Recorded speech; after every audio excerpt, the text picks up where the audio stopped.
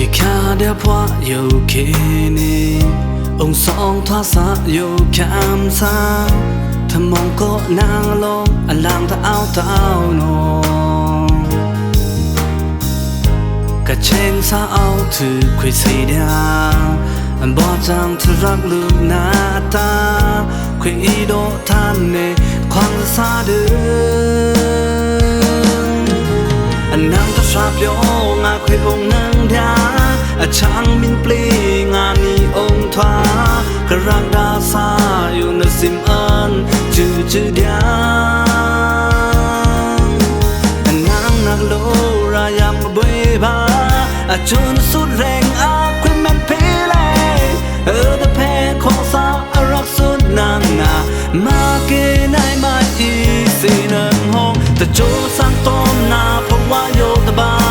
กะอีปองพังนังความพีเต้าเลยกระรังดาซาโยนางนาเพกสิกะอีดอเนทานมินเตอร์ตันนี้จะคิง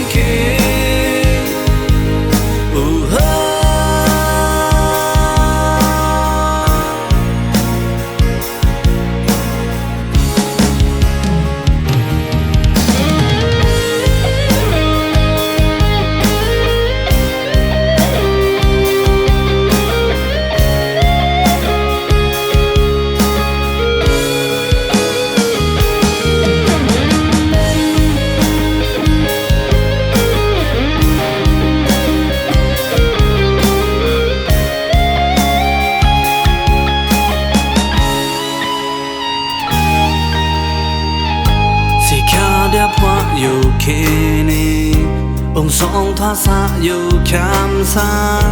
ถ้ามองก็นางลงอลังถ้าเอานอง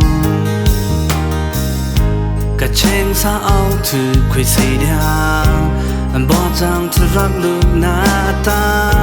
คุยอีโดท่านนี่ความตาซาเดิมนางจะชอบโยงาคุยองค์นึงเดียช่างมินปลีงานนี้องค์ทวากระรังดาซาอยู่ในสิมอันจืดยานางนักโลรายามกับเวบาจนสุดแรงอาก็แม่นเพลแต่แพ้ขอซารักสุดนางมาแก่นายมาอีเสนังห้องแต่โจสังต้มนาเพราะว่าโยตบา